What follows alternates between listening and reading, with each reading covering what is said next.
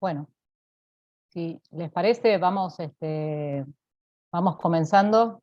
Ya se irán ahí, a ver. ¿Alguien está compartiendo pantalla? Hola a Hola, todas ¿qué y tal? todos. Perdona que estoy utilizando un nuevo computadora, entonces tenía un poquito de dificultad accesando el site. Ah, bueno, no pasa nada. Bueno, un momento. Sí, ahora. Genial. Mientras tanto, es que estás presentando pantalla, ¿eh? ¿Cómo? Estás presentando pantalla. ¿Pantalla sé lo que? Estás haciendo presentación de pantalla. Mm, sí. ¿No aparece? Sí, Sí, pero sí, se sí. ve el navegador de internet. Ah,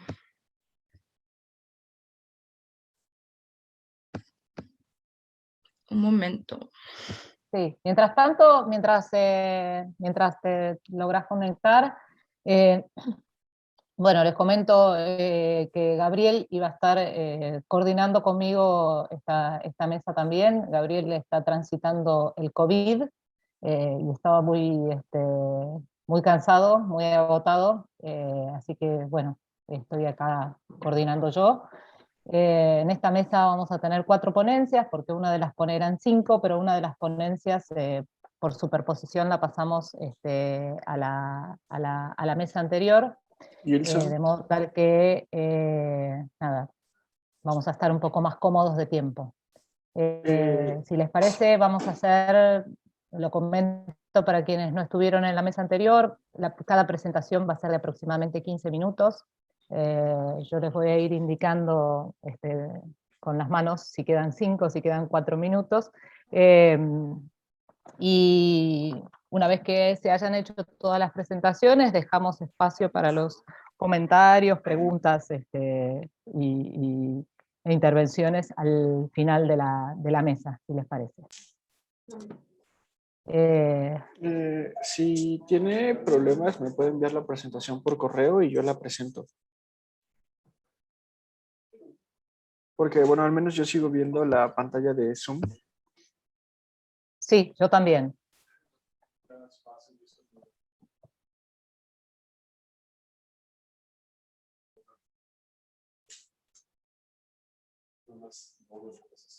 Hola, Gilson, ¿estás ahí?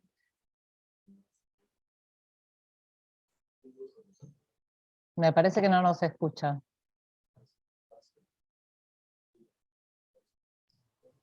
Mari? Eu não estou conseguindo tirar ela, eu estou vendo que eu estou aparecendo, mas eu não estou conseguindo tirar. ¿Por qué? Eu vou tentar sair. Peraí. Ah,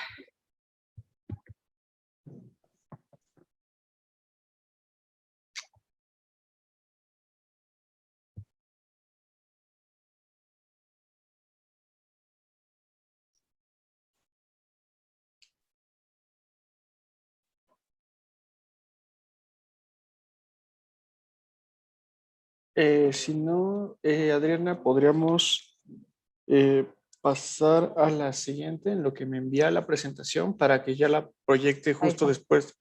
Ah, Perfecto. de hecho, creo que se le cayó el internet porque Bueno, se salió de la sesión.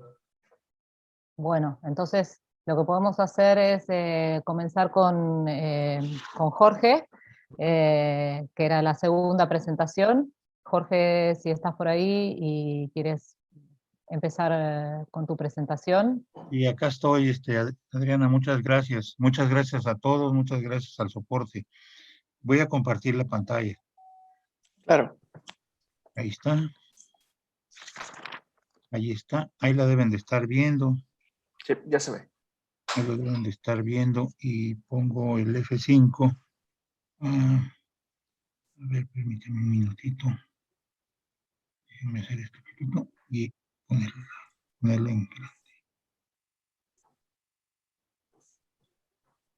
Ahí estoy. Ahí está en la pantalla completa. Adriana, te dejé de ver. ¿Sí me estás oyendo? Sí, se escucha. Bueno, Adriana, te dejé de ver, entonces no voy a ver tus manos a la hora que me digas que me faltan. Si me interrumpes, no hay ningún problema. Fantástico. Bueno, miren, muy buenos días. Bueno, estamos en México, muy buenos días todavía. Y muchas gracias a los organizadores del primer Congreso Exocite Lalix en estas 12 jornadas de nuestra red de estudios de sociedad, ciencia y tecnología de América Latina. Y me da mucho gusto compartir con todos ustedes y de manera especial quiero agradecerle la distinción que nos hace Mariela Bianco de múltiples maneras, desde la organización de general del evento, y agradecer a los coordinadores de la mesa, esperando que nuestros compañeros Gabriel se recupere con fortuna de este trance que está, y agradecer a Adriana también su coordinación. Yo voy a hablar yo estoy en la Universidad Autónoma Chapingo, que es la Universidad Agrícola de México, la Universidad de Agricultura más importante que tenemos en el país, 167 años de existencia como universidad, y estoy en el Centro de Investigaciones Económicas, y bueno, el Centro de Investigaciones de Chapingo, uno de ellos, y yo coordino la línea de Historia Agraria. Y lo que vamos a hacer, lo que voy a presentarles es, por nuestra connotación rural, nuestros trabajos de investigación sobre ciencia y tecnología se orientan a la ciencia y la tecnología agrícola, la ciencia y la tecnología rurales, las organizaciones productivas, etc. Y aquí tomamos como pretexto el café para explicar cómo se desarrolla la estructuración económica en la Sierra Mazateca. Verán ustedes más adelante que adicional a ello tenemos otros procesos en marcha. El café representa un hilo histórico de explicación. El café en México está situado más o menos a finales del siglo XVIII. Se desarrolla, se extiende en el siglo XIX. Para 1850, 1860, la superficie de café es igual a la que tenemos actualmente. De tal manera que el café en varias regiones, como en este caso la Sierra Mazateca, ahorita les explico qué es esta sierra, representa un hilo histórico de explicación. Tomamos al café como pretexto, les digo, o como un actor no humano para lograr una explicación histórica, donde no nos quedamos viendo hacia atrás, sino tratamos de proyectar hacia futuro qué tendríamos, cuál sería nuestra participación ahí. En México tenemos diferentes estados cafetaleros, no en todo el país se cultiva café. Se cultiva café, decimos estados, en algunos países de América Latina son departamentos. Son estos estados cafetaleros contienen a su vez pueden contener varias regiones cafetaleras, cada una de ellas con una capital del café.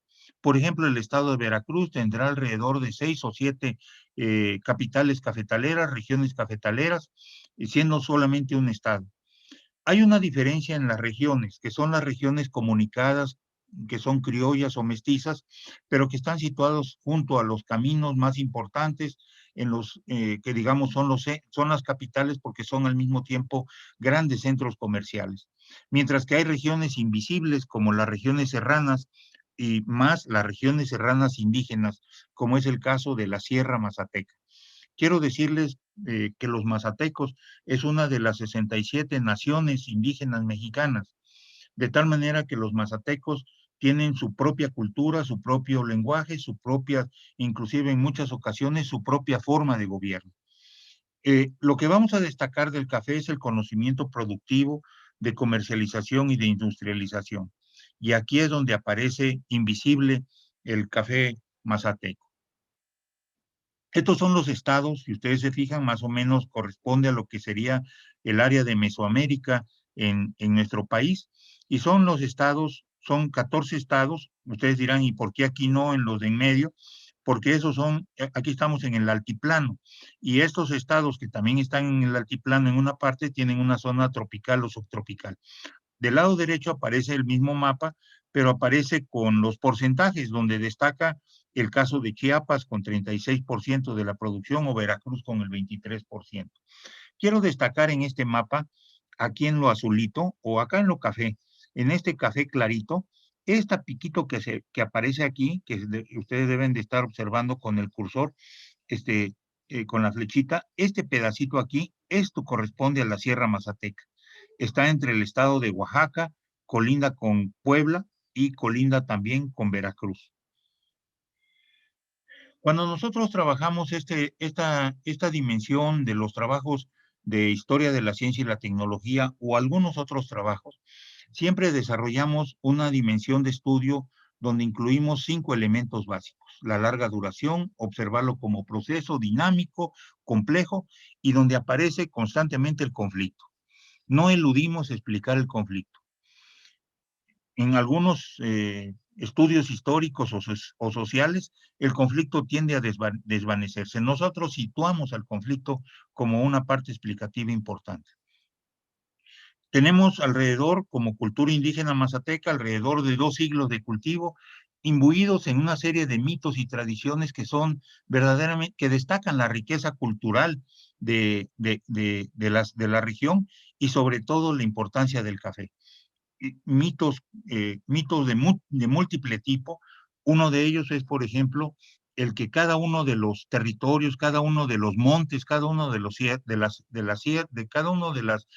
montes o cerros que existen en esta sierra mazateca, cada uno de ellos tiene un señor que es el dueño del terreno. Es el chicón, por ejemplo, del monte Tocoyo sería el chicón Nindó Tocoyo, lo dije en mi idioma. De tal manera que aparece una cosmovisión indígena muy importante, donde se relaciona, donde aparece indistinta la relación entre naturaleza y sociedad. Hay una importancia económica nacional del café, que aquí lo podemos apreciar en estos datos, y quisiera destacar que México, siendo el 5º productor mundial de café, detrás de Brasil, detrás de Colombia, detrás de algunos otros países, aparece como el primer productor de café orgánico. Vamos a explicar por qué México es el primer país productor de café orgánico. Estudiar el café nos obliga a tener grandes explicaciones. Nos mete de lleno en una situación compleja, en una situación muy, muy amplia, y donde tenemos que ver los márgenes de los circuitos comerciales y exportadores, y donde se expresan esas formas de dominio y sobre todo las respuestas regionales. El cultivo y la comercialización del café permite apreciar esa estructura económica regional alrededor de la cual, alrededor del café, se sitúa una serie de actividades complementarias. El café en la Sierra Mazateca es el principal cultivo comercial agrícola. Se cultiva también maíz, pero el maíz es para la casa, para autoconsumo. De tal manera que el café tiene una importancia decisivamente económica y cultural. El café mazateco, sin embargo, es invisible. Si uno se pregunta cuánto se produce de café y cuáles son las marcas de café mazateco, el café mazateco no existe, porque por medio de la dominación se concentra el café y se lo llevan y lo venden, entre otros, como café veracruzano.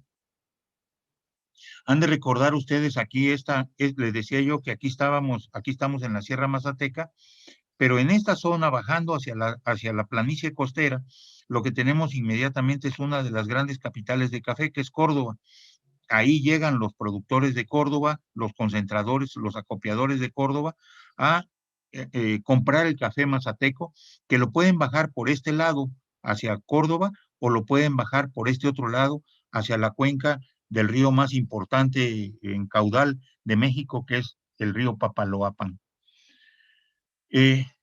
Armé este cuadro, que es un cuadro de resumen, que nos permite ubicar diferentes etapas de desarrollo del café y cómo se daba el proceso técnico productivo en cada uno de ellos. Tenemos un conocimiento empírico, luego tenemos el proceso de la revolución verde en el café, ya con el manejo del paquete tecnológico agrícola, y de 1990 la aparición del neoliberalismo, y con estas repercusiones fuertes sobre las actividades, la desaparición de instituciones, el abandono del campo, y desaparece el INMECAFé, el Instituto Mexicano del Café, que controlaba buena parte de las actividades, casi todas las actividades alrededor del café. Y aquí tenemos quiénes son los promotores de esta ciencia y tecnología cafetalera, y vemos cómo es el cambio de el control del Estado, bueno, del control de lo que acá le llamamos los caciques y coyotes, ¿sí? Caciques y coyotes son los del dominio económico, político y la red de intermediarios, cómo se da una transición hacia el modelo agroindustrial controlado directamente por las transnacionales y en medio un proceso de desmantelamiento de esta estructura de caciques y coyotes a través de un control cada vez más completo del Estado, entre ellos creando el INMECAFE. Hacia 1988 el INMECAFE desaparece y entonces el modelo agroindustrial se incorpora definitivamente como dominio de las transnacionales. Al mismo tiempo, aparece la certificación orgánica en un proceso de autogestión productiva. Dentro de ello, hay una respuesta organizativa por parte de los productores. Uno de ellos es la CEPCO, que ahorita lo vamos a ver, o la CNOC, o la CEPCO es la Coordinadora Estatal de Productores de Café de Oaxaca, y la otra, a la cual está adherida junto con organizaciones de los 14 estados, la Coordinadora Nacional de Organizaciones Cafetaleras, que intenta suplir la presencia del INMECAFE. El café en la Sierra Mazateca ha sido abandonado y controlado por los intermediarios. Ya les decía, a través de Córdoba, en Veracruz, o por la cuenca del Papaloapan. Pero cuando irrumpe el INMECAFE, establece control de precios, superficies, manejo técnico, control de los beneficios de café, y finalmente hacia 1988 se desploma la intervención estatal, se entregan todo, prácticamente en la región se dejan las oficinas, las bodegas, iban a instalar un beneficio de café y está convertido en la actualidad en chatarra. Se destruyó el control estatal en la región y poco a poco han ido irrumpiendo las transnacionales en la región. Sin embargo, ha habido una respuesta regional muy amplia que se desarrolla más o menos desde hace unos 15 años, 12, 15 años, y esa resistencia regional tiene como una de sus respuestas más fuertes la respuesta electoral. Esto es en Córdoba, pero esto es a nivel nacional cuando estaba el INMECAFE. Esto es cuando vinieron ya que cae la producción de café y entonces los cafetaleros se organizan y aparecen las transnacionales de manera importante, sobre todo la Nestlé. Hay dos empresas transnacionales que controlan más del 65-66% de la comercialización del café en México, que es por un lado la Nestlé y por otro lado Anderson Clayton. Hacia 1980, cuando se desploma el control del INMECAFE, aparecen organizaciones cafetaleras directamente en la sierra. Es el caso de la Coordinadora Estatal de Productores de Café de Oaxaca o la Unión Regional de Cafeticultores de la Mazateca Alta, entre otras. Pero tenemos en la zona alrededor de unas 26 o 27 organizaciones regionales o locales que le llaman ahora acopiadores, ya no son los coyotes, son los acopiadores, pero muchos de ellos son el vehículo, el puente, el mecanismo de las transnacionales. A partir del desplome del precio del café, viene el abandono de las fincas. Cuando se abandonan las fincas, lo que prospera es fundamentalmente las plagas y enfermedades. El hecho de estar cultivando el café significa controlar dos de las principales plagas que se tienen, una plaga y una enfermedad, que es la roya del café, que es un hongo, y la broca del café, que es un insecto. De tal manera que entonces la Nestlé ha puesto en la cuenca del Papaloapan, ya en la zona veracruzana, un centro de acopio gigante para incorporar el café. A la Nestlé no le interesa la calidad del café, le interesa la cafeína.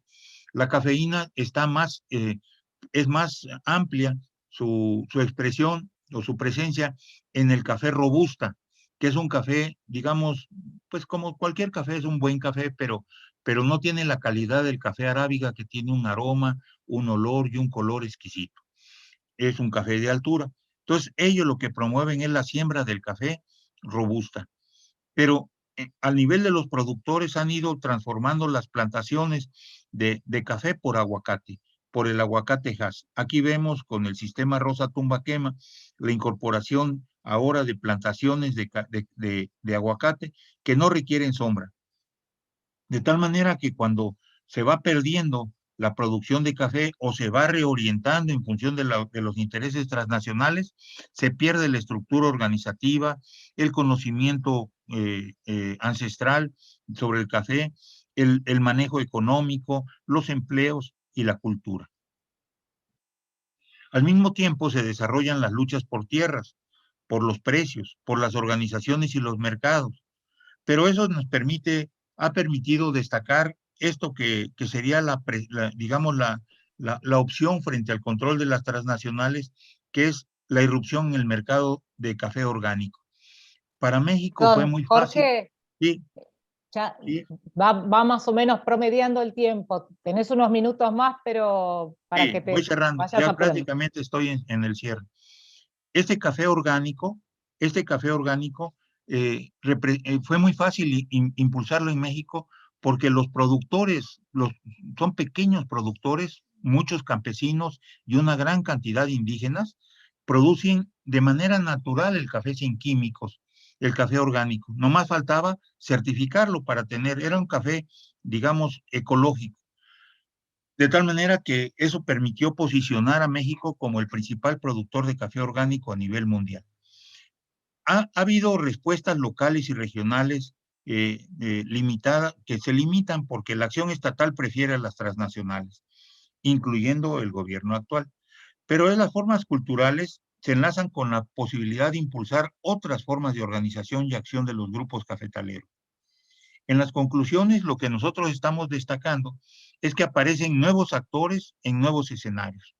Vemos la irrupción a partir de este siglo, sobre todo finales del siglo anterior, vemos la irrupción de nuevos actores, en este caso los cafetaleros, donde destacan de manera muy importante en estos nuevos actores las comunidades campesinas, indígenas, los municipios, que se integraron como pueblos de Oaxaca en una organización que le llamaron Asamblea Popular de los Pueblos de Oaxaca, donde la presencia fundamental de los maestros ha permitido generar una organización muy amplia. Eso ha logrado que en buena parte de los municipios se hayan desplazado los poderes tradicionales de los partidos más ligados a los caciques y haya aparecido una fuerza emergente a nivel regional, a nivel de la Sierra Mazateca, a nivel de la Nación Mazateca, que llevó, por ejemplo, a ganar una cantidad enorme de municipios para el nuevo movimiento electoral que se presenta, que tiene sus limitaciones y podemos generar críticas, pero sin duda es una irrupción amplia y formidable con una presencia muy fuerte de un gobierno diferente.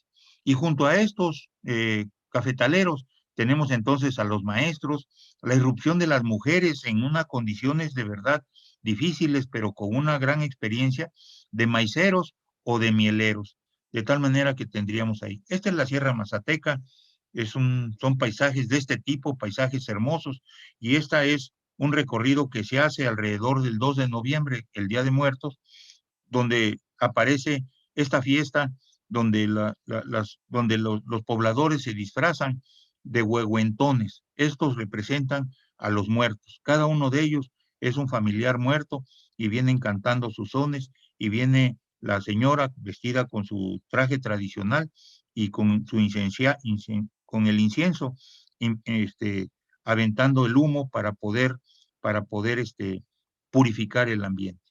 Ese es un recorrido. Se paraliza la Sierra Mazateca durante alrededor de 15 días, antes y después del 2 de noviembre. Muchas gracias por su atención. Yo soy Jorge Ocampo, estoy en la Universidad Chapingo. Dejo de compartir la pantalla. Muchísimas gracias, Jorge. Bueno, pasamos a la presentación siguiente. No sé si pudieron resolver los problemas. A Mariana Proman.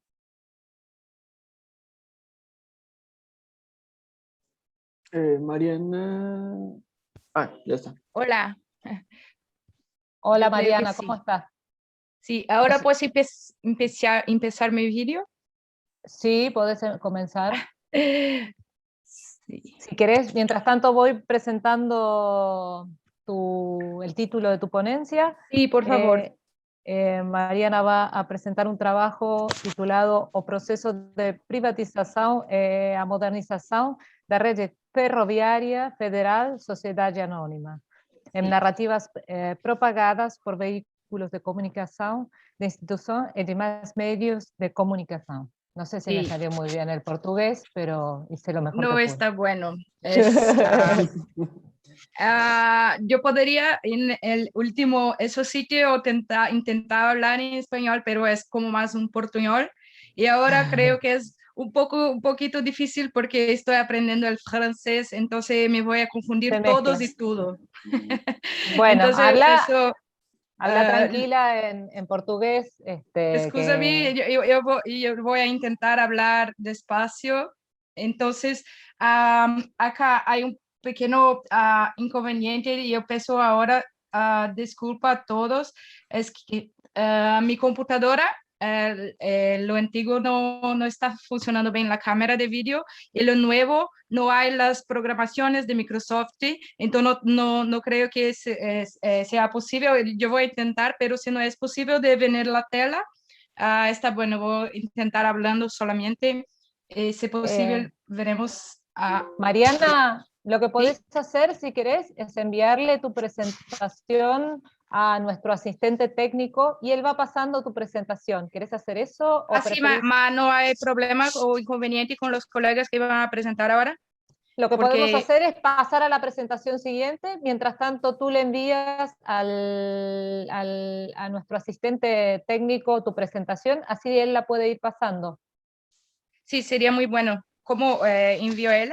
Te Acá dejo en el correo en el chat, lo voy a volver a enviar para que lo puedas ver. Ok. si te fijas No. en el chat, está el correo al que lo podés enviar. Listo, lo acabo de volver a Gracias. enviar. Gracias, muchas gracias. Entonces, voy a y mi- enviar ahora. Y mientras tanto seguimos con, si quieren, la presentación de Navilia. ¿Estás por ahí, Navilia? Sí, pode ser. Genial. ¿Tenés un PowerPoint? Ahí Sí. está. Navilia va a presentar, bueno, si querés decirlo vos el título, que hablas mejor portugués que yo. Obrigada, professora Adriana. Então, eu sou a Nabila, eu recém-finalizei meu doutorado em Tecnologia e Sociedade na UTFPR, sob a orientação do professor Gilson Queluz. Esse trabalho não é um resultado da tese, mas ele passa por algumas reflexões que estão na tese e também pelo contato que eu tive com a obra desse médico argentino, Juan Lazarte, quando eu estive no CEDINSE, né, o Acervo de Cultura das Esquerdas lá de Buenos Aires, e pude acessar as obras desse médico. Então, o título do trabalho é Autogestão dos Corpos e da Saúde, as contribuições do médico argentino Juan Lazarte para reflexões libertárias acerca do campo médico-científico. Então, o Juan Lazarte, ele foi um biólogo, médico sanitarista, sociólogo, professor, era argentino, circulou pelo campo anarquista, contribuindo em algumas revistas. Ele foi um professor ativo na Reforma Universitária de Córdoba, organizador da Federação Gremial Médica de la Província de Santa Fé e da Federação Médica de la República Argentina, que era uma das preocupações dele, essa agremiação de médicos, né? Ele falava muito da importância da classe se juntar, então ele organizou essas federações.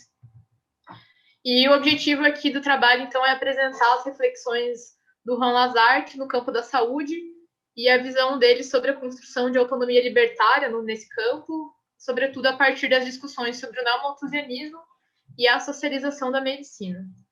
Então, esse contexto de publicação das obras do Juan Lazarte, eu vou trabalhar com uma obra dele e os artigos que ele publicou na revista espanhola anarquista Estúdios. E esse contexto era um período de constituição e intensificação dos discursos médicos científicos e higienistas, que, por sua vez, embasavam, né, o desenvolvimento da eugenia estatal.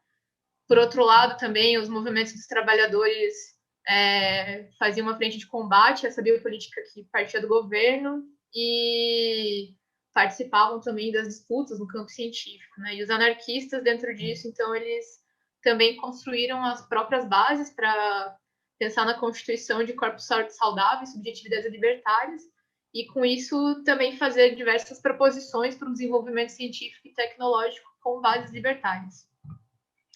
E aí a eugenia, ela responde, né, a um debate que estava no centro do debate cultural no período, que era o debate da degeneração, né, preocupação que os estados tinham com esse tema, que se desenvolve, né, numa biopolítica, e o anarquismo pensa, então, numa eugenia without state, na maneira de, eu não traduzo o termo justamente para poder usar nas duas traduções possíveis, né, de fora do Estado ou sem o Estado, porque eles também propõem uma eugenia, mas essa eugenia que vai visar uma boa procriação, como o Javier Dias coloca, uma melhora progressiva e um aperfeiçoamento integral de todos os indivíduos. Então, vai ser uma eugenia que se opõe às intervenções do Estado aos corpos dos indivíduos e às restrições das liberdades. E aí, citando o professor Gilson Queluz, contrariamente ao senso comum acadêmico anteriormente vigente, de uma quase monolítica definição da eugenia como eugenicista, racista e ligada ao Estado, os anarquistas dela se apropriaram contraditoriamente como um instrumento crítico ao capitalismo e ao Estado de fortalecimento das condições de vida da classe trabalhadora e do exercício da liberdade sexual consciente. E essas são ideias, né, que aparecem por todo... pelas publicações anarquistas do período, que vão ter como foco, então, a ideia da saúde como uma arma revolucionária, né? Então, a eugenia apropriada de uma outra maneira, né, de uma forma libertária, visando a revolução, né? Visando, então, a melhora das condições de vida da classe trabalhadora e como um combate direto às políticas do Estado. E aí, a obra do Juan Lazarte, Socialização de la Medicina, publicada em 1934, ele apresenta uma nova utopia com um caráter bastante otimista, e é uma obra que ele fala diretamente para os médicos, faz parte dessa ideia bastante também difundida no movimento anarquista de pensar o conhecimento como uma ferramenta de libertação humana, traz na obra uma centralidade sobre do debate sobre a saúde, e que pensa a medicina que ela não deveria ser um patrimônio privado, mas sim um serviço social, né, que devia estar ao alcance de todos, e aí que ele defende uma ideia de uma autogestão da saúde. Então, embora ele esteja falando para os médicos, ele está pensando para além também, numa medicina que não deixe os enfermos, né, a população dependente dos médicos. Então, ele pensa também que essa medicina social ela só vai poder se realizar numa sociedade socialista. Então, ele pensa uma medicina social para uma sociedade socialista, e, por outro lado, também uma sociedade socialista não poderia ser pensada sem pensar a socialização da medicina, né? Uma medicina que visasse a essa ideia de autogestão da saúde. E aí ele afirma ali, né, que essa medicina integral que ele defende, ela visa a aplicação das conquistas da eugenia com base, né, nessa eugenia libertária. E aí ele cita um outro médico, Isaac Puente, que é um médico espanhol,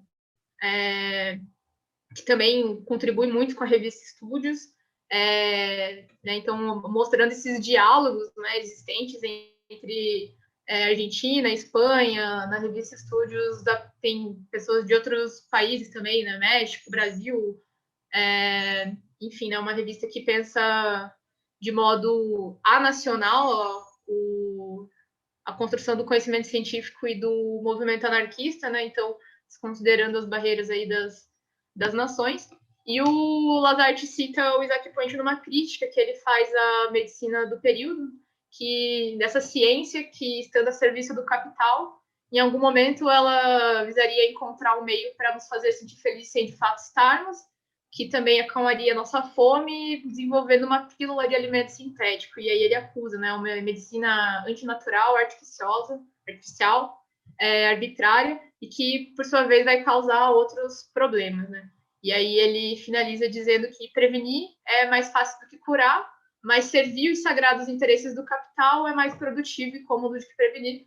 Por isso, não seria possível, né, construir essa medicina social dentro do capitalismo.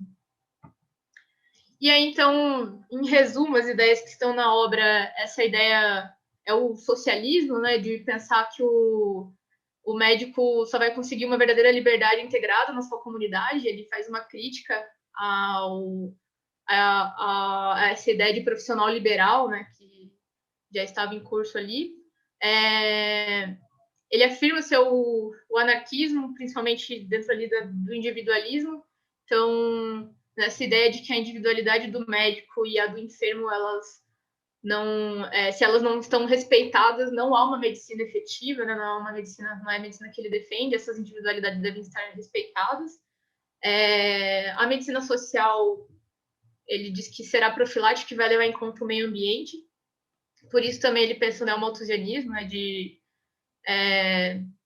levar em conta os limites do planeta, né, dos recursos planetários para nesse aumento populacional, né? Então, e não só isso, mas também de pensar, né, que não basta criar as formas de resolver os problemas de saúde se a gente não pensar em medidas profiláticas e de preservação do meio ambiente e das próprias condições de vida da classe trabalhadora.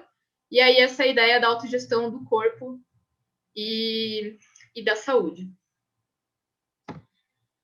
Então, ele afirma na obra que convém, então, liberar a técnica, racionalizá-la e colocá-la a serviço da coletividade como instrumento emancipador.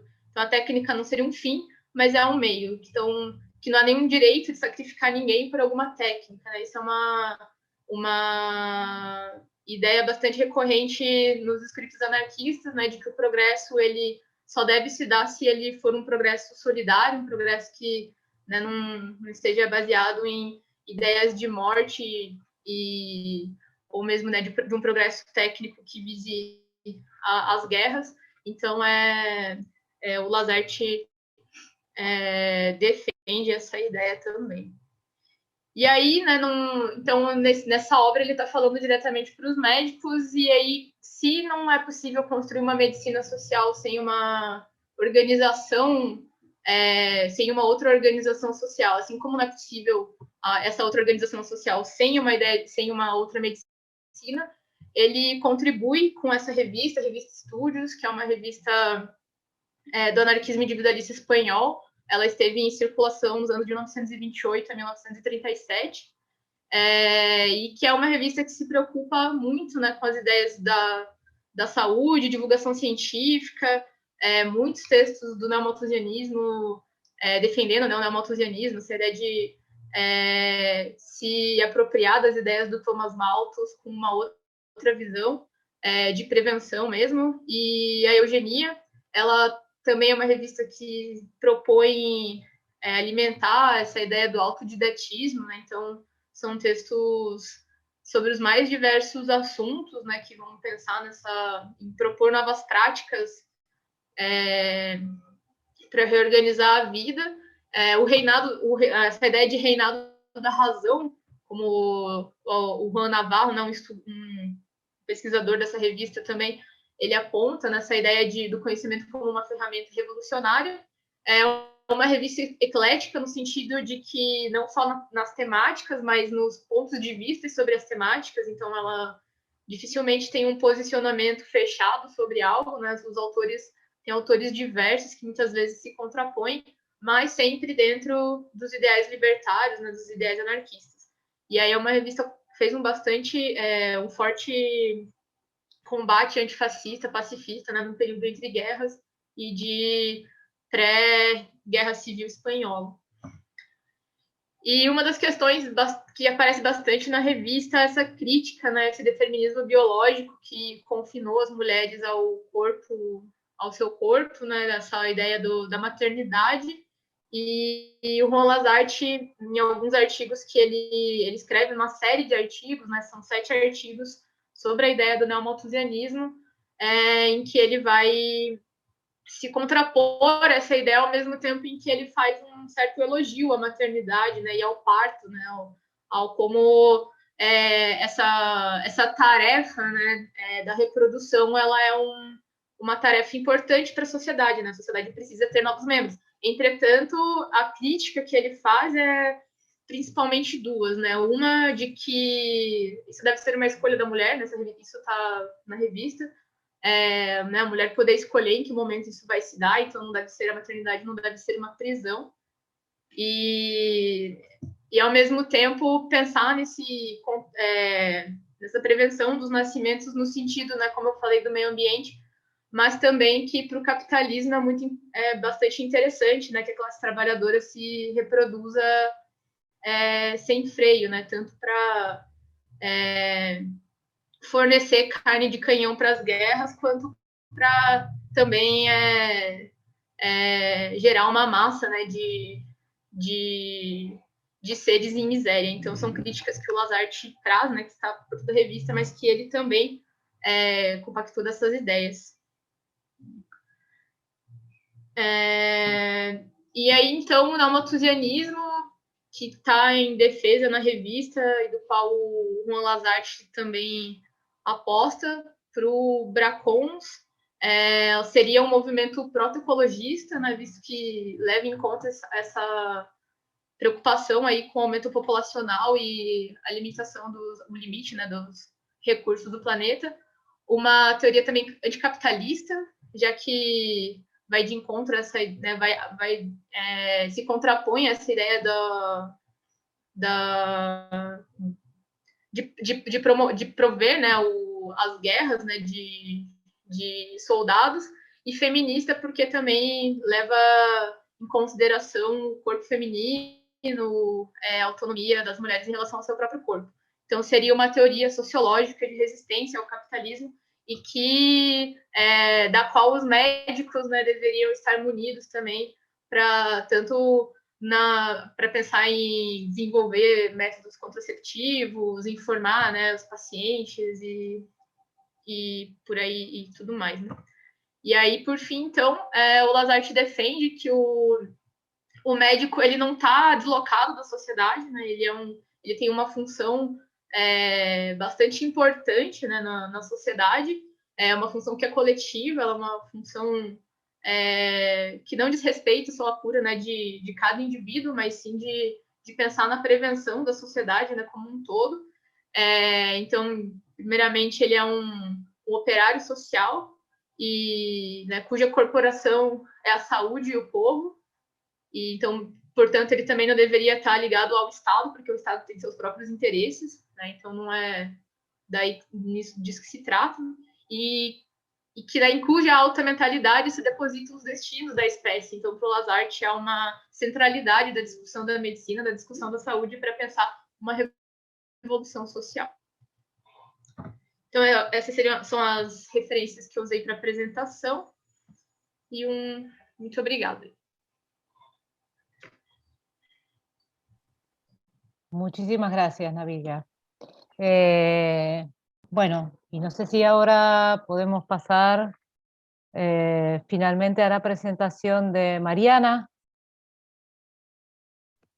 Sí, hola. Hola. Bueno, te dejo presentar tu trabajo y el título a vos. Se ve, Adriana, ¿verdad? ¿Cómo? ¿Sí se ve? Se ve perfecto, sí. Excelente. Sí, empiezo agradeciendo a la Sala Un Concepto, no sé su nombre, gracias. Entonces, mi trabajo es sobre los procesos de privatización en Brasil e, mais precisamente, ao processo de privatização da Rede Ferroviária Federal, Sociedade Anônima. Esta é uma companhia, né? Ela é uma companhia estatal, foi uma companhia estatal, que funcionou no Brasil dos anos de 1957 até 1996. Um momento. Então, o objetivo, né, dessa abordagem é entender algumas das temáticas que são tratadas em relação à ciência e à tecnologia no contexto da privatização dessa instituição. Essa instituição, ela integrou grande parte das ferrovias brasileiras nesse período que eu comentei, né? Então, num período aí de 30 anos, praticamente, ela existiu como uma grande instituição, uma instituição complexa, né, do sistema ferroviário nacional. E aí eu analiso algumas fontes, né, que vão falar sobre o seu funcionamento, sobre algumas das visões e posicionamentos, né, algumas das relações que se formavam ali com os veículos, dentro da imprensa brasileira, com os veículos da imprensa brasileira, mas principalmente dos veículos de comunicação da Refesa, né, oficiais, no sentido de que eram feitos e produzidos pela gerência da instituição, né, por um departamento de comunicação dentro da instituição, e a partir dali poder entender algumas dessas relações. Próximo, por favor. Graças. Então, assim, para analisar esse conteúdo dessas informativos, sejam eles veículos da grande mídia na época, né, que eu estou pegando da grande mídia, mas veículos impressos, né, mas principalmente, como eu disse, os veículos da própria instituição, eu utilizo como metodologia esses veículos, essas revistas, né, e delas eu levanto esses trechos e informações que realmente se ligam à privatização, mas também ao processo de modernização, né? Porque, próximo slide, por favor. Eles estão juntos, né? Eles não se separam. Aí, só para fazer um apanhado mais geral, que eu acredito que é uma situação, não vou arriscar afirmar isso, mas acredito que é uma situação de toda a América Latina, né? Se a gente voltar na história das ferrovias do Brasil, quando elas começam em 1850, um trecho dessa revista aqui que foi criada para problematizar, para abordar essa temática do empresariado e as ferrovias, que diz o seguinte, né?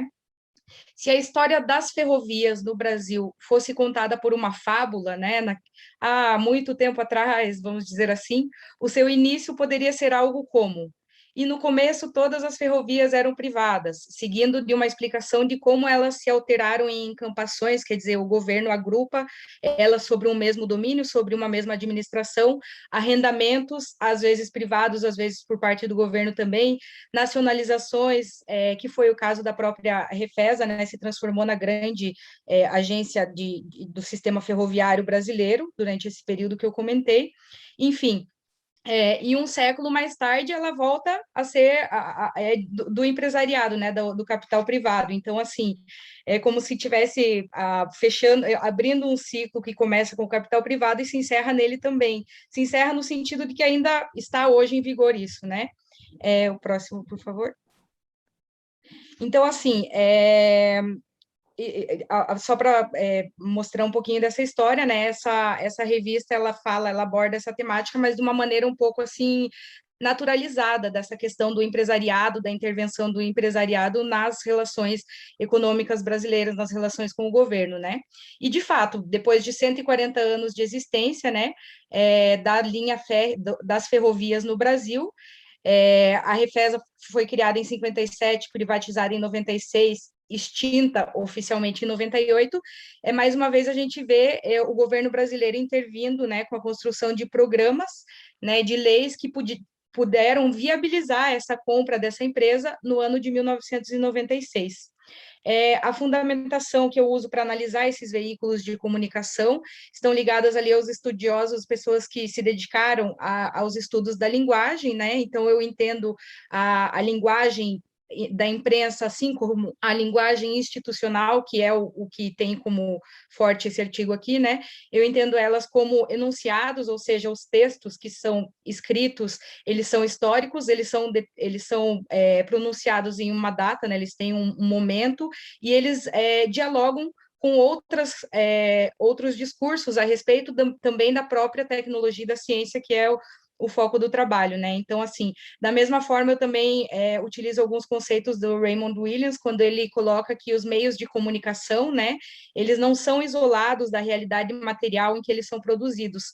Então, nesse sentido, pode passar, por favor? Obrigada. Quando um jornal é produzido, quando um periódico, uma mídia é colocada no ar, seja ela, nesse caso eu estou falando dos impressos, mas pode ser hoje em dia pela internet, pela televisão, elas estão situadas historicamente, né? Elas estão respondendo a discursos e a questões que apareciam naquele momento histórico em especial. Nesse sentido que eu escolhi analisar um período um pouquinho que antecede a privatização da Refesa, justamente para entender com quais discursos que essas informações a respeito da privatização que eram vinculadas estão a dialogar, né? Então, assim, eu não consigo entrar aqui agora em vários detalhes sobre as várias instituições que foram criadas pelo governo brasileiro no sentido de impulsionar a privatização, mas algumas delas foram importantes para a própria criação dos estudos, né, de um grupo que estudou que avaliou, né, e viabilizou a privatização da Refesa em 96. E isso começa já bem antes, né, mas eu começo aqui colocando como um marco aqui a Secretaria Especial de Controle das Estatais, isso já em 79, quando ainda não se falava da privatização da instituição, né, mas que já tinha essa finalidade de alinhar as empresas estatais e especialmente impor limite aos seus gastos. E a Refesa, como uma boa empresa governamental, seguiu à risca esse protocolo no sentido de impor limite aos seus gastos, e isso se refletia principalmente na redução de linhas que eles diziam não eficientes, ou seja, linhas que não davam aquele retorno em termos de lucratividade para a companhia, né? Mas que tinham ali sim a sua função social, que cumpriam com uma função social de ligar algumas cidades que estavam muito afastadas de centros urbanos, né, de poder trazer a mobilidade para muitas das pessoas que viviam nesses lugares, enfim. Bom, o famoso consenso de Washington, né, também, que acredito que é bem conhecido na América Latina como um todo, né, também criado em 1989, já mais próximo aí desse caldo político e econômico que levou à privatização. Pode passar, por favor? Graças. E ali, logo em seguida, foi criado, quando assumiu o governo Fernando Henrique no Brasil, foi criado em 1990 o Plano Nacional de Desestatização.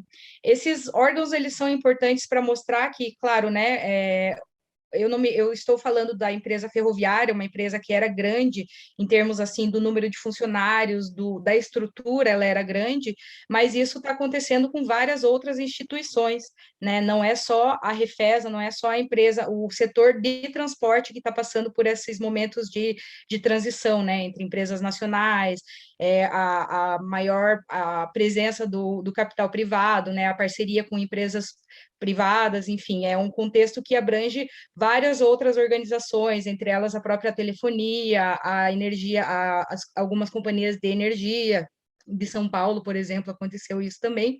Enfim, o Programa Nacional de Desestatização, então, tinha essa característica, né, de servir ao objetivo, assim, de aproximar mesmo o capital privado, no sentido de perceber quais empresas que poderiam ser prospectadas ali para fazer a venda mesmo, né, que seriam interessantes em termos, assim, de serem adquiridas mesmo pelo capital privado, e o BNDES, que é o Banco Nacional de Desenvolvimento, né, do Brasil, aparecia como órgão responsável para executar essas atividades, né, então a própria forma de organizar o plano de desestatização possuía esses aspectos, né, ligados aos processos de privatização, né.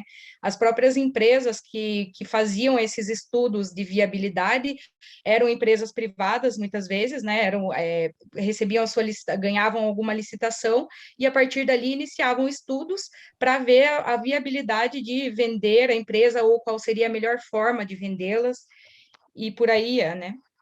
Próximo. Então, aqui existem vários exemplos, né, de como que esse processo da privatização, ela aparecia em relação à ciência e à tecnologia, né?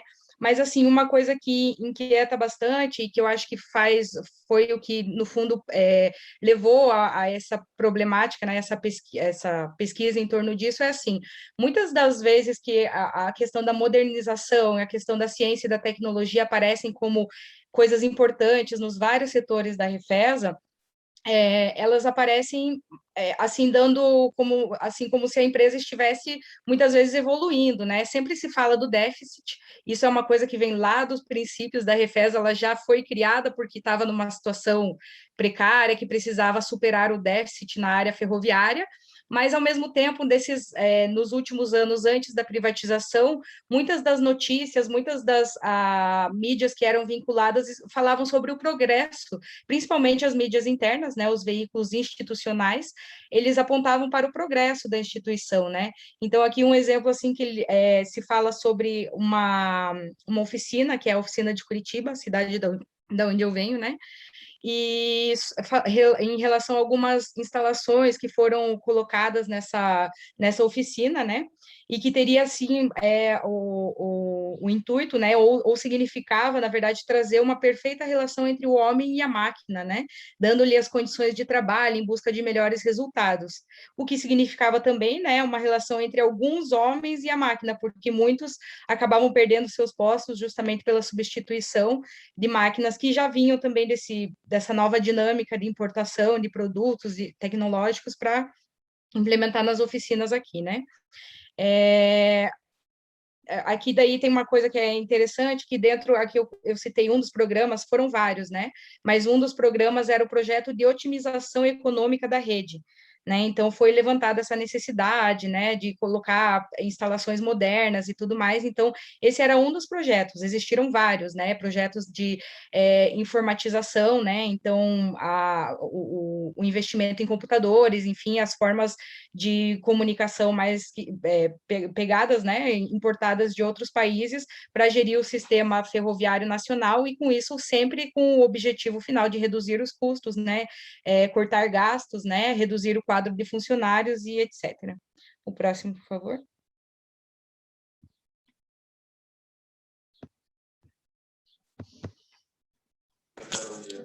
In the slide 9 of this? Yes, thank you.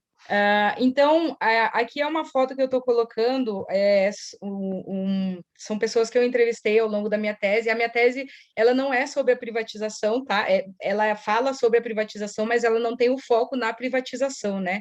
A minha tese, ela fez uma entrevista trabalhou com a história oral, de ferroviários que se aposentaram na Refesa e justamente a maioria deles se aposentou na época da privatização, né? Então, essa é uma foto deles fazendo um protesto na época da privatização, até para mostrar que não era todo mundo que estava a favor, né? Enfim. Pode passar o próximo, por favor? E ela se contrapõe um pouquinho a essas questões que eram colocadas. Então, assim, mais uma vez, a inquietação de que, em alguns momentos, as mídias, né, as mídias da imprensa colocavam, assim, a Refesa como uma empresa que estava dando muito déficit, mas, ao mesmo tempo, dentro dos veículos institucionais, como é esse que eu estou colocando aqui no caso, se coloca esse processo de modernização, né? Isso começa a aparecer mais assim antes, a Refesa sempre anunciava nos seus veículos que estava se modernizando, mas inclusive falava de investimentos, falava dos maquinários que eram recebidos, mas não se tinha assim, digamos assim, o nome de quem eram essas pessoas e quem eram esses grupos que financiavam, né?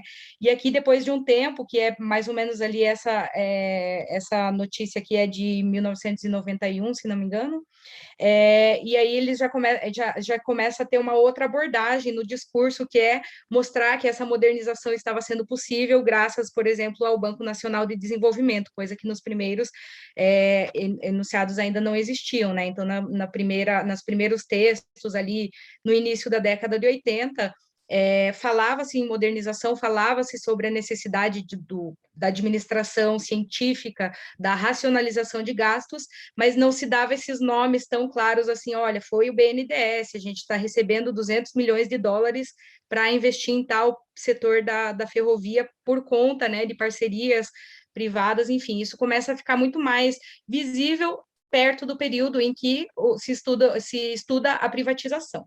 Próximo, por favor.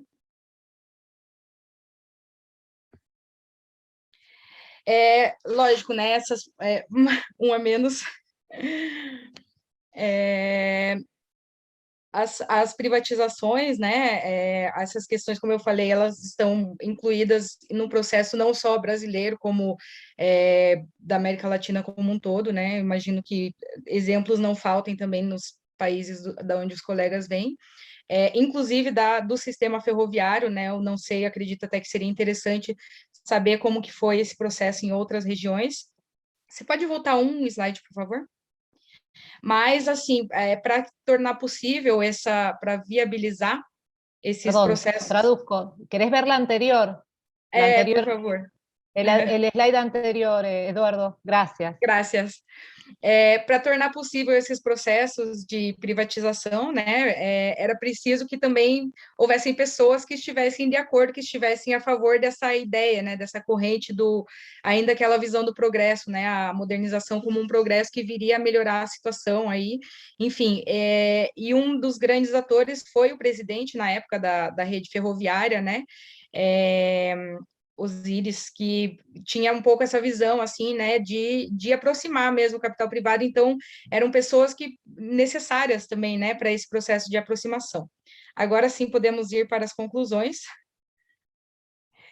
As conclusões, eu ainda estou tirando elas, porque, na verdade, como é uma análise que eu ainda estou realizando, né, eu coloquei aqui essas duas figuras aqui, que eu não gosto nem um pouco, mas é justamente para ilustrar que parece que o passado se repete, né? E as risadas continuam com aquilo que era para ser da população, né? Então, assim, hoje a gente tem uma precarização desse serviço, né? O serviço ferroviário, ele basicamente serve ao capital privado, ele basicamente não, ele serve ao capital privado, o próprio trem de passageiro, que era uma coisa importante no passado brasileiro, ele já não, ele também é gerido por empresas privadas, né? Que eu não tenho conhecimento de nenhuma empresa pública que faça o transporte de passageiros para turismo, enfim, mesmo nas grandes cidades que ainda se utilizam do trem, que são muito poucas, diga-se de passagem, diante do que já representou as malhas ferroviárias brasileiras, né? Então, é um processo que se repete, né? E esses atores, às vezes, são os mesmos, como é o lado daquele figura ali que está do lado do atual presidente do Brasil, mas às vezes as pessoas mudam também, né? E mesmo assim, esses processos continuam a acontecer. Então, eu coloco ali como se eles estivessem rindo mesmo do abandono de um patrimônio que foi construído ao longo aí de mais de 140 anos, né? E por que eu falo que ainda é um trabalho em conclusão, né?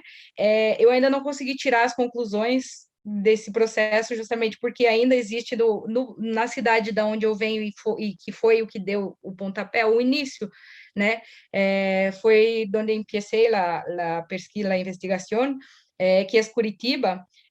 O abandono foi grande, né? Existia a possibilidade de retomar tudo isso, mas não aconteceu, né? Então essas regiões, assim, era uma região muito ferroviária, né? Tinha muitos trens e hoje elas estão abandonadas. O que se tem pouco se sabe, e eu ainda estou nesse processo de investigação sobre materiais que remetem, né? Que são daquela época da Refesa e que se perderam junto com a extinção da empresa, né? Então, ela foi liquidada lá em 1996, e em 1998 ela foi extinta, né?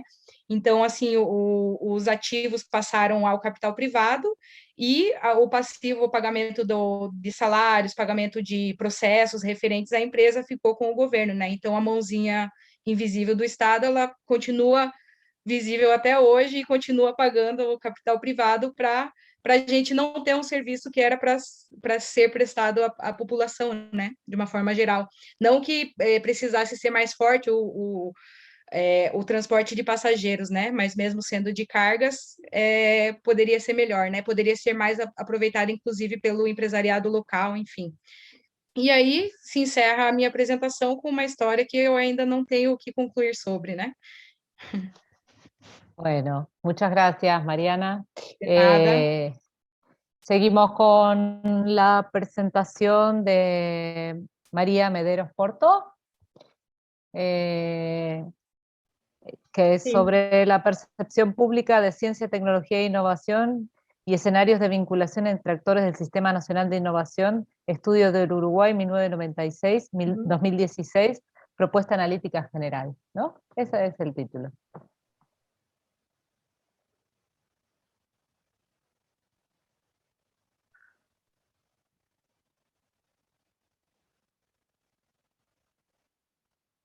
Bueno, ahí les estoy presentando, les estoy compartiendo la pantalla, ¿se ve bien?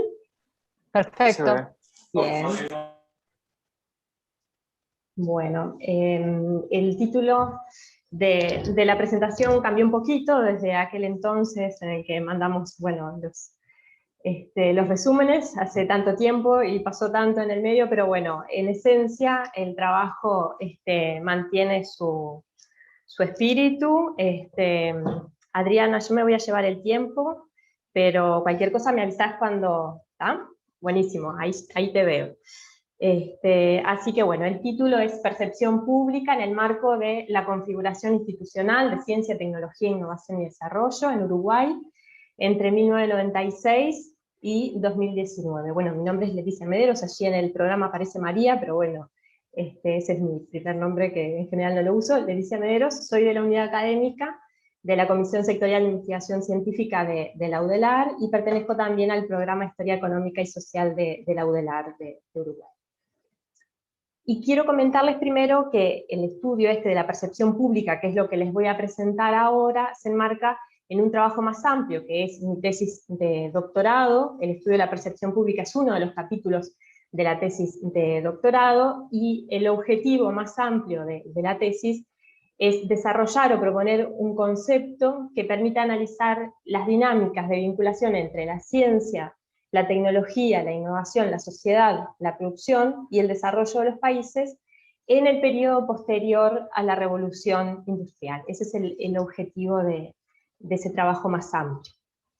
Entonces, el concepto que propongo en la tesis se denomina configuración institucional de uso y producción de ciencia, tecnología, innovación y desarrollo, que bueno, no me voy a detener mucho en su definición, pero simplemente se los presento muy brevemente. Lo defino como un sistema de reglas, organizaciones, interacciones sociales y creencias que en conjunto dan lugar a una regularidad de la conducta que refiere al uso y a la producción de ciencia, tecnología e innovación y al desarrollo de los países. Por lo tanto, las creencias son una de las componentes de esa configuración institucional de ciencia, tecnología, innovación y desarrollo, y lo que hago ahí es aproximar las creencias a través del estudio de la percepción pública, y el estudio de la percepción pública lo aproximo a través de las encuestas de opinión pública para el caso de Uruguay. Es decir, estoy proponiendo un concepto que es un concepto amplio para un periodo amplio, pero lo estoy utilizando para estudiar el caso de Uruguay. El periodo de estudio de la tesis es entre 1985 y 2019, pero bueno, la parte de la percepción pública la estudio desde el 96 hasta el 2019, que es cuando tengo los datos de encuestas de opinión pública para el Uruguay. ¿Qué es esto? En ese periodo que les comentaba, entre el 96 y el 2019, en Uruguay se hicieron 8 encuestas, en total todas representativas de la población del país, a excepción de una de las 2 que se realizaron en 2003, que una de ellas se hizo en la capital del país, en Montevideo, a población de nivel educativo alto, es decir, no es representativa de toda la población del país. El resto de las encuestas sí lo son.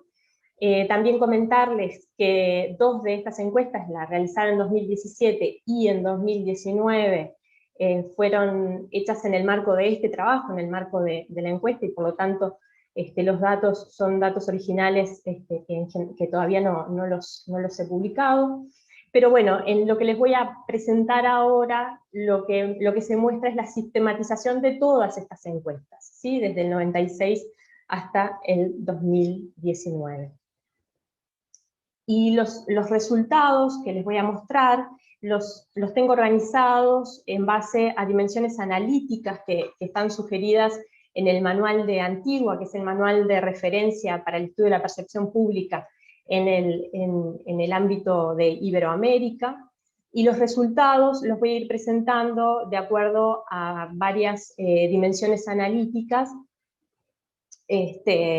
pero también los voy a presentar en términos generales, es decir, no voy a identificar distintos perfiles dentro de la percepción pública, que eso es un análisis que también lo tengo hecho, pero no daría el tiempo acá de presentarlos, es decir, estoy presentando la percepción pública como algo más homogéneo, ¿sí? Sin identificar distintos perfiles por variables socioeconómicas o por variables sociodemográficas o, bueno, por ideología, que también es un análisis que tengo hecho. Lo primero que les voy a presentar es la primera, esa macrodimensión que les mencionaba del manual de Antigua. Esa dimensión refiere a la institucionalidad de la ciencia, la tecnología y la innovación, al conocimiento y las valoraciones con respecto a la temática. Y bueno, en el caso de Uruguay, la ciencia, la tecnología y la innovación no es considerada por el público como un área en la que el país se destaque, está por debajo de otras temáticas en las que el público considera que el país sí se destaca, como son deporte, agricultura, ganadería, turismo y salud. La mayoría de la población no conoce la institucionalidad de ciencia, tecnología e innovación. Esto es una característica que se mantiene a lo largo de todo el periodo de análisis, y a su vez es una característica que comparte con otros países latinoamericanos. Si bien hay otros países que son bastante excepcionales con respecto al conocimiento de la institucionalidad de la CTI, en general mantiene esa característica el resto de los países latinoamericanos. Otra tendencia similar al resto de Latinoamérica es que el conocimiento de la institucionalidad aumenta con el nivel educativo. En todo el periodo analizado, más del 50% considera que hay que producir ciencia en el país y que es posible hacerlo. Los datos para entre 2008 y 2019 muestran que más del 70% de los encuestados considera que hay que producir ciencia en el país y que es posible hacerlo. Según la opinión mayoritaria, debe ser el Estado la fuente de financiación de la investigación. Para la encuesta del año 2003, realizada en Montevideo a población de nivel educativo alto, la enorme mayoría de los encuestados considera que la financiación de la investigación por parte del Estado es insuficiente. Para ese mismo año, pero en la encuesta nacional, algo más de la mitad considera que Uruguay debe hacer investigación con recursos propios, porque entienden que los beneficios superarían a los gastos. Cabe mencionar que estas opiniones se recogen en el año 2003, que es un contexto de extremas dificultades económicas y sociales en el país, derivadas de la crisis económico-financiera de 2002. Entre el año 2008 y 2014, si bien la ciencia, la tecnología y la innovación no es un área en la que la población sitúe en los primeros lugares entre un conjunto de temáticas en las que aumentaría el gasto, de todas formas el 80% de la población del país consideraba en ese periodo que la investigación científica y el desarrollo tecnológico debían ser apoyados por el gobierno, aún cuando los beneficios no fueran inmediatos. Y vale la pena detenerse que el contexto aquí es bien distinto al anterior. Aquí en el 2008 y 2014 tenemos un periodo de ciclo expansivo de la economía del país, que comenzó después de 2003, si bien en ese periodo reconoce una etapa de enlentecimiento, pero de todas formas constituye un ciclo expansivo de la economía. Por lo tanto, podemos decir que en contextos económicos tanto de crisis como de bonanza, la población considera que debe apoyarse el desarrollo de la ciencia y la tecnología, y esto contrasta con la inversión en I+D que se hace en el país, que en todo el periodo de análisis no alcanzó nunca el 0,5% del PBI, siendo en promedio el 0,32%.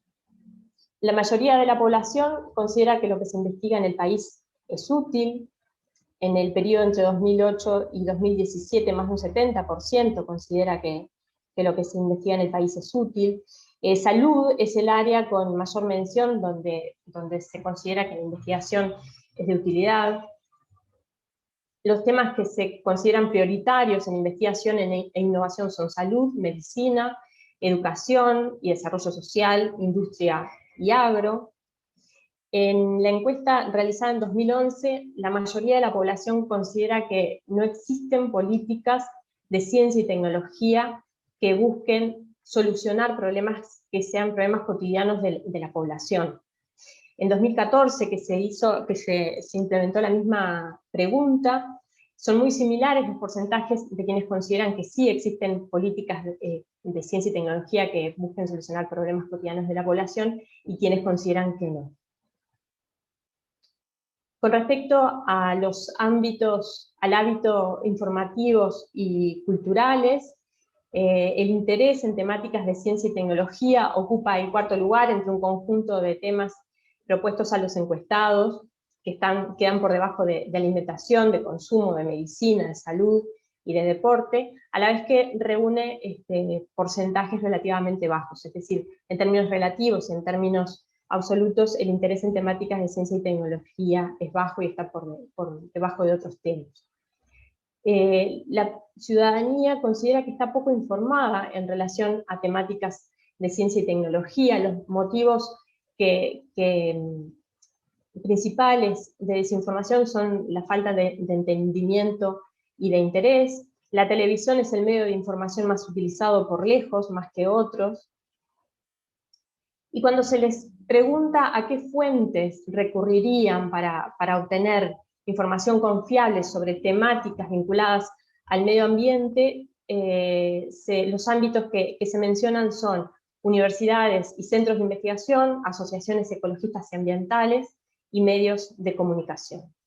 Con respecto a la dimensión de actitudes, valores y representaciones, y en relación a temáticas asociadas con ciencia y tecnología que resultan polémicas para la sociedad, la gran mayoría de los encuestados considera que la gente debe ser escuchada y su opinión tenida en cuenta. A su vez, la gran mayoría está en desacuerdo con que solo el criterio de los técnicos deba ser considerado y expresa que se informaría antes de hacerse una opinión sobre temáticas polémicas en ciencia y tecnología. Con respecto a los posibles impactos de la ciencia y la tecnología, la mayoría expresa que no debería permitirse acciones que pudieran implicar un riesgo ambiental, aunque un porcentaje significativo, pero más bajo, aceptaría ese riesgo siempre que hubiera un beneficio para la sociedad. Y en términos generales, la población considera en mayor medida que los beneficios de la ciencia y la tecnología son mayores que los perjuicios que puede provocar. Y con respecto a las representaciones del público en relación a la ciencia, esta se relaciona en mayor medida con el progreso, conocimiento, educación, estudio, salud, bueno, las palabras que aparecen allí. La tecnología se asocia con computadoras, hardware, internet, informática, progreso, avance, futuro, etc.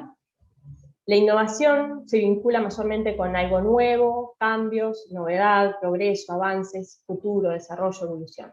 Y hay un muy bajo porcentaje que asocia ciencia y tecnología con el riesgo.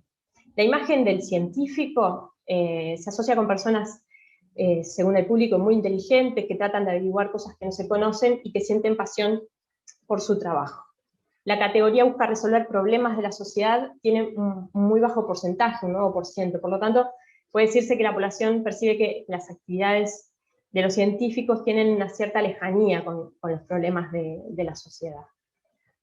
Con respecto a la apropiación de la ciencia y la tecnología, en lo que refiere a la disposición y uso concreto de información científico-técnica para la vida cotidiana que relevan las encuestas entre 2008 y 2014, el público dice que lee los prospectos de los medicamentos, que tiene en consideración la opinión médica ante un tratamiento, que intenta mantenerse informado ante una alarma sanitaria y en menor medida, aunque en el entorno del 50%, dicen que leen las etiquetas de los alimentos. Y bueno, para ir terminando, la idea es, en las reflexiones finales, situar estas creencias dentro de la configuración institucional de ciencia, tecnología, innovación y desarrollo. Para que se entienda, lo que estoy tratando de hacer en términos más conocidos es ver qué pasa o cómo se articula la percepción del público con respecto a la ciencia, la tecnología y la innovación en el marco del Sistema Nacional de Innovación, ¿sí? Para que se entienda en términos de cuestiones conocidas. Pero bueno, como en la tesis hago una crítica del uso del concepto del Sistema Nacional de Innovación en términos históricos, es decir, utilizarlo hacia atrás en el tiempo, no necesariamente mantiene su robustez, digamos, explicativa, pero en términos de la presentación que estoy haciendo ahora, que es bastante contemporánea en los datos que estoy presentando, no está mal que podamos pensarlo en esos términos. Entonces, en términos generales, la ciudadanía uruguaya tiene mayoritariamente opiniones que son favorables y que podrían ambientar un marco social propicio para la promoción, para la producción y para el uso de la ciencia, la tecnología y la innovación en Uruguay.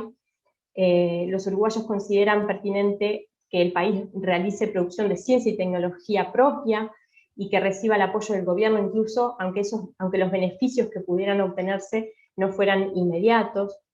Por lo tanto, puede decirse que la producción de ciencia y tecnología tiene una base de legitimidad tanto en lo que refiere a las representaciones del público como en su disposición a que el Estado le brinde un soporte financiero.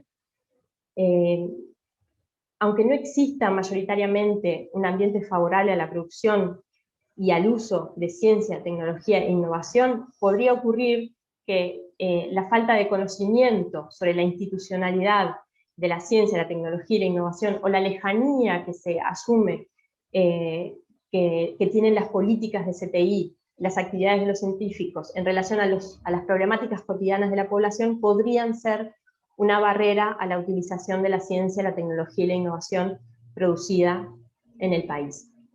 Por otra parte, la CTI no es un tema prioritario de interés para la población.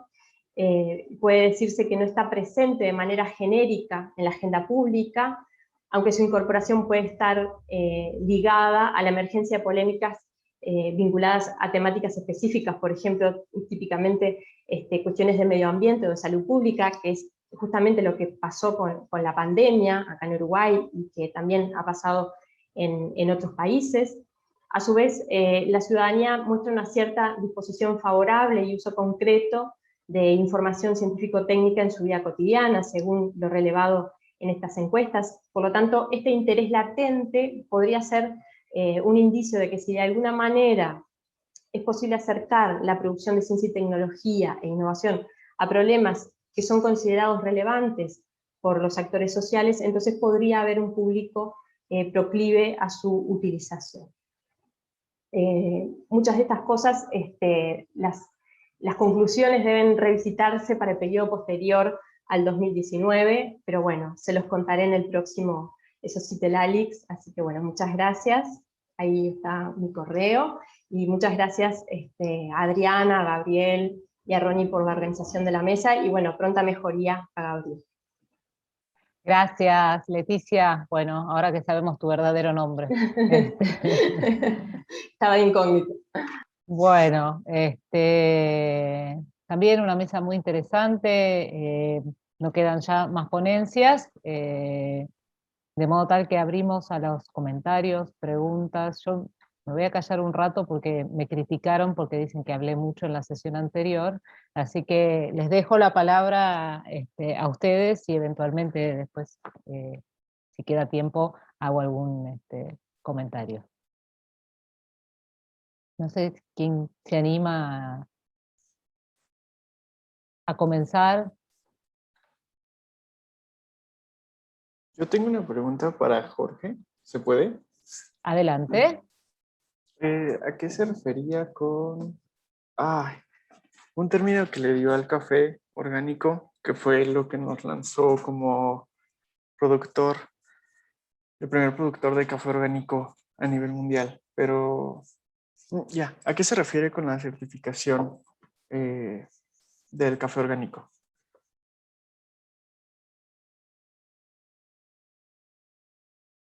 No sé si alguien más quiere hacer algún comentario o pregunta antes de que Jorge responda, o bueno, vas respondiendo Jorge y mientras tanto van pensando si quieren hacer alguna intervención. Sí, Adriana, muchas gracias. Y decía Bertolt Brecht que en las épocas oscuras, el problema no es que alguien tenga algo que decir, sino que nadie tiene nada que decir. Entonces, a mí me encantaron tus intervenciones, no solamente digamos, podría parecer que te apropiaste del micrófono, pero la verdad que eran intervenciones muy afortunadas. Muchas Bueno, muchas gracias. gracias. Muchas gracias. Y lo que pregunta efectivamente es Eduardo, ¿no? Entonces, lo que pregunta es, eh, eh, ¿por qué se llama café orgánico?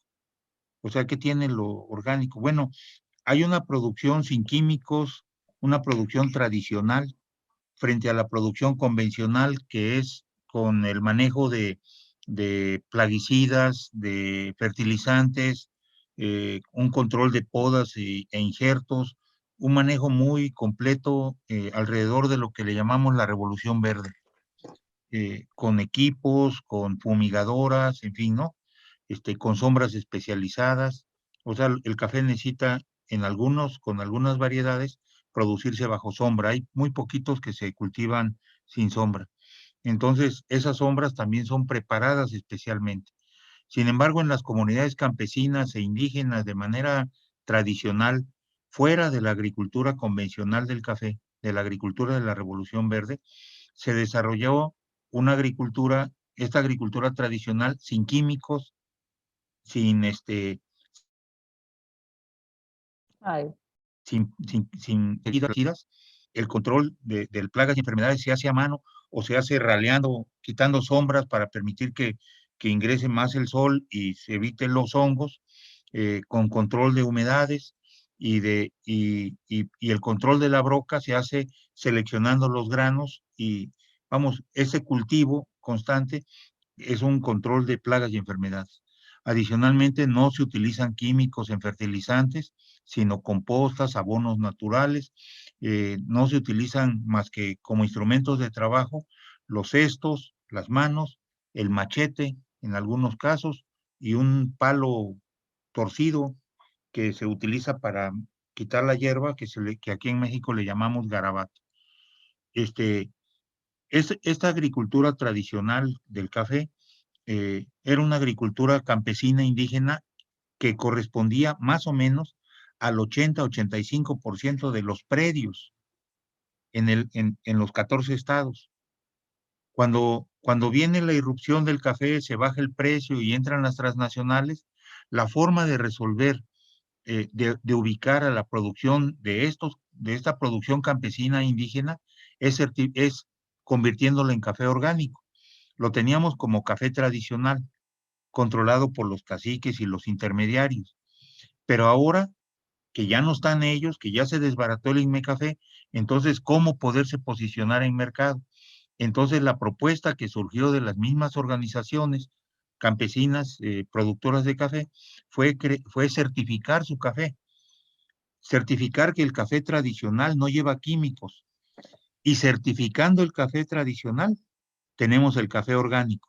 La diferencia entre el café orgánico y el café tradicional es que tiene una certificación. Mucha de la certificación venía de los criterios europeos o norteamericanos y las certificadoras eran de ellos. Pero entonces se crean las certificadoras mexicanas de café como Certimex.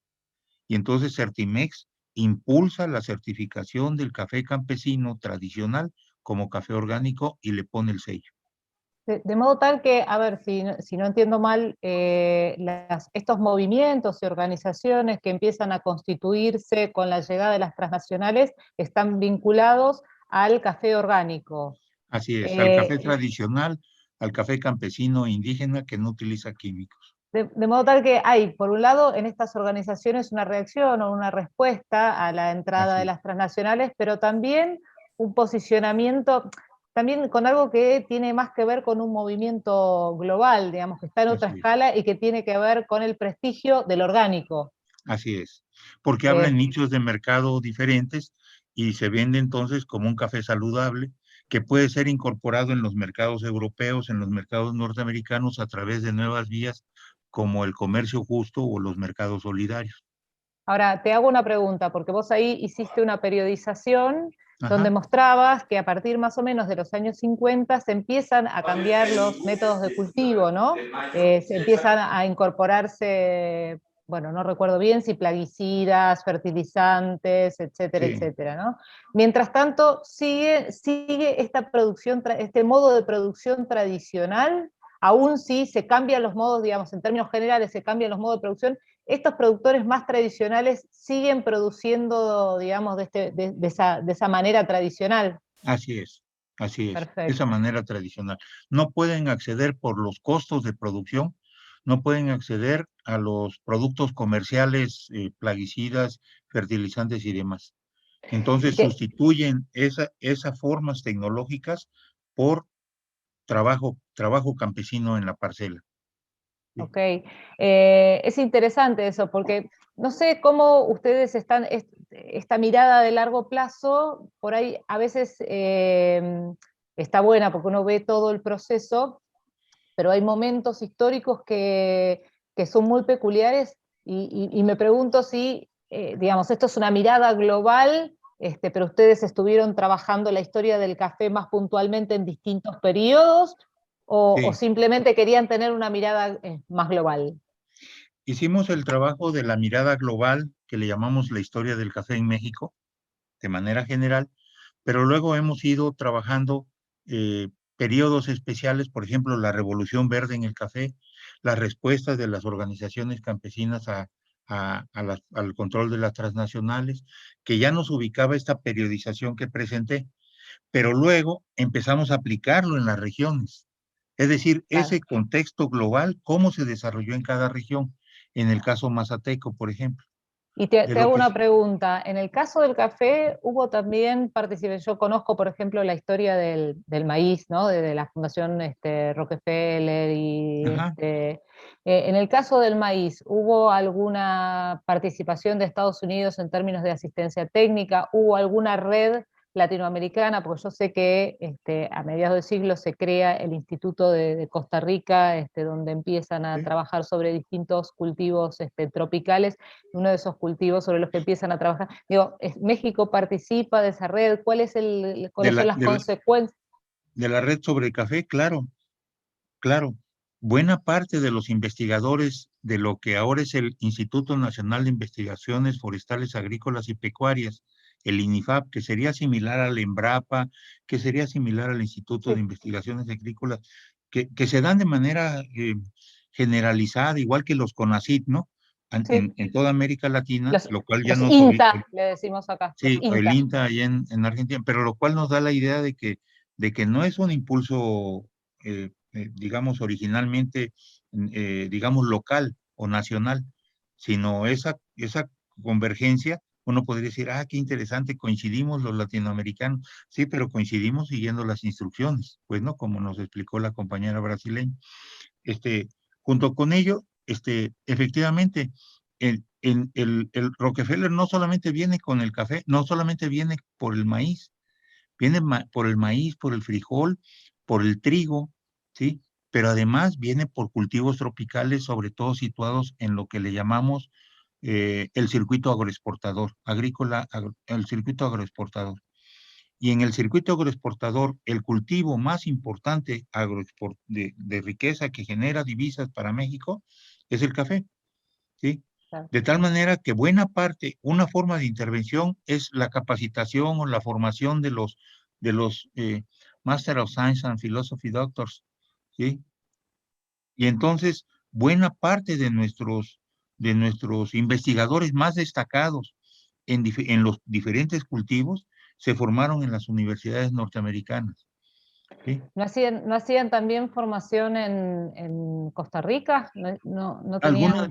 Algunas veces hay un intercambio fuerte con Costa Rica y sobre todo hay una presencia muy destacada de un instituto que se modificó en esas épocas, es el Instituto Interamericano de Ciencias Agrícolas, el IICA, ¿sí? Que tiene participación de la OEA. de la Sí, Organización sí, de Estados por Unidos. eso, este es el de Costa Rica que yo te decía. Sí, sí, Mira, así es. buenísimo. En México también está el ICA aquí, y bueno, tenemos una relación estrecha con ellos a través de la universidad. Una cosa que quisiera destacar porque me da mucho orgullo es que buena parte de las certificadoras mexicanas, como Certimex y otras, fueron impulsadas por ingenieros chapingueros, ingenieros de la Universidad Autónoma Chapingo. Bueno, Sí, sí, la Universidad de Chapingo además tiene mucha tradición, ¿no? sí, en el compromiso rural, sí. Lo tiene para todos lados. También hay una parte importante que trabaja con las transnacionales, qué ¿sí? bueno. Mañana lo voy a explicar eso en la ponencia del extensionismo hago el comercial, a la 1 de la tarde, la mesa 50. Bueno, fantástico. No sé si Bueno, alguien gracias. tiene... Gracias, Adriana. Gracias, No, Eduardo. de nada. ¿Alguien tiene alguna pregunta, algún comentario? Con lo del café, entonces, por lo que entiendo, la certificación consta como de verificar que el proceso es completamente orgánico. Así es completamente sin químicos. Hay gradientes. Hay desde las buenas prácticas agrícolas hasta la producción agroecológica. Sí, hay gradientes. Desde buenas Ya, prácticas agrícolas puede ser, no utilizo químicos, pero como estoy pegadito a la carretera, entonces está contaminando mi cultivo, pero yo no utilizo químicos y trabajo de manera apropiada. Pero puede ser que sea ya agroecológico, ya tenga un sello más, una mayor calidad en términos de inocuidad, ¿sí? O pueda ser que inclusive se traslade a una concepción diferente de producción agrícola que ya nos sitúa en la propuesta de la agricultura campesina, ¿cómo se llama? Vinculada con el comercio justo y con la economía solidaria. Y eso los vincula con un movimiento mundial que se expresa, entre otros, en la vía campesina. ya, y cuando menciona de que hay como, creo que un objetivo mayor hacia poder exportar ese café hacia otros lados, Claro, se están enfocando en como tener mayor presencia a nivel mundial, dejando un poco de lado la presencia nacional, o se tiene como esa idea sí, de mantener una presencia nacional fuerte mientras nosotros seguimos exportando. O sea, lo comento porque sí. soy consumidor de café diario bastante, entonces creo que sería como muchísimo más chido poder consumir café orgánico nacional. Sí se puede. Tú eres mexicano, ¿no? Sí, Por lo chino. de Ciudad de México. Sí, chilango. Pero no, o sea que el café fundamentalmente que se toma en México, se toman muy pequeña cantidad, no llega ni a 1 kilo por persona al año. Pero el café que se toma, que se consume en México de manera general, no es el café en grano, es el Nescafé y todavía las versiones baratas de Nescafé como el café legal, ¿sí? El café legal es una marca que es café con azúcar, pero ya no es café, son los 14 sustitutos del café, ¿sí? O sea, Sí, Bueno, sí da coraje. cuando se haga el Esocite en México nos invitas un buen café. sí, claro, excelente. Sí, pero Leticia, entiendo su punto. Leticia, ¿querías Leticia comentar tiene, algo? sí, Sí, quería hacerle una consulta a Jorge, ya que estamos con lo del café, que me quedó una idea y quiero ver si entendí, si interpreté bien. Tú mencionabas que la certificación mexicana a través de Certimex, a ver, lo que yo interpreté fue que eso permitió dar un salto hacia la exportación del café orgánico. Y ese café orgánico se producía desde hacía mucho tiempo, es decir, había un proceso de saberes que se movilizaban desde hacía mucho tiempo, pero hay un salto hacia la exportación de ese café a partir de la certificación nacional que se hace, ya que la certificación del exterior no reconocía o no incorporaba o no ponía en valor, digamos, el valor que sí tenía como orgánico ese café. ¿Está bien? ¿Interpreté eso? sí, sí, ¿Interpreté bien, digo? sí, o sea, los europeos sobre todo tenían sus normas y sus certificadoras, los norteamericanos también, pero ellos establecen sus certificaciones con los criterios que a ellos les corresponde como consumidores, ¿sí? O sea, por ejemplo, que haya baños en las parcelas, ¿no? Bueno, eso es imposible, ¿no? O sea, en la sierra no es posible meter baños o agua, ¿no? Así. Entonces, Certimex estableció otros criterios mexicanos de certificación, tan valiosos y tan considerados como los criterios europeos, pero más adecuado a nuestras condiciones reales en campo.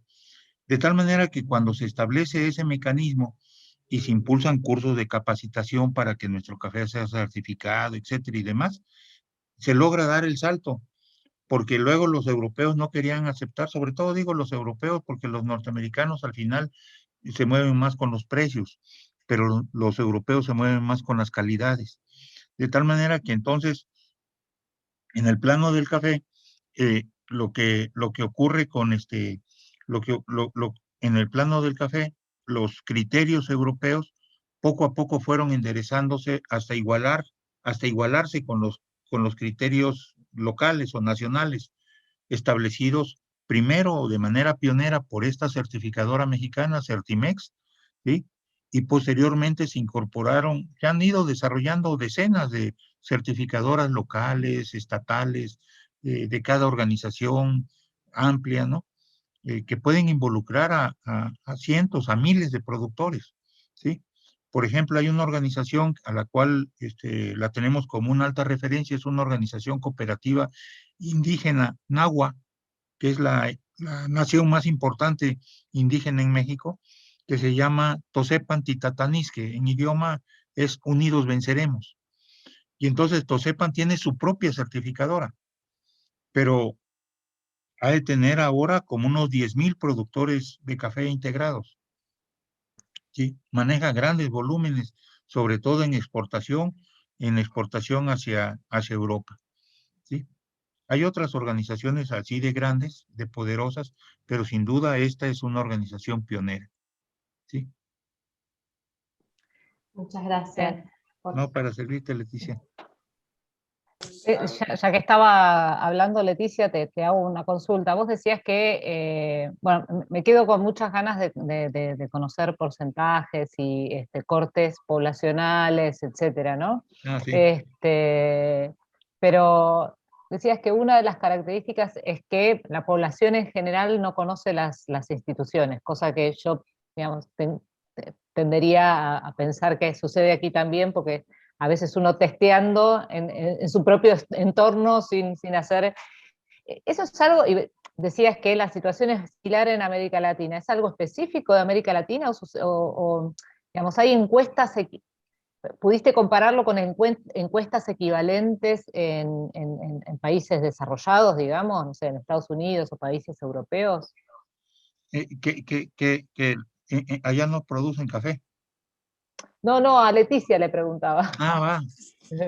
Mientras, disculpen la interrupción, voy a tomar la foto de esta sesión. Si quieren prender sus cámaras para salir en la foto. Sí, por favor. Gracias. Entonces le preguntabas a Leticia, ¿no? Sí. Sí, perdón, Adriana. Listo.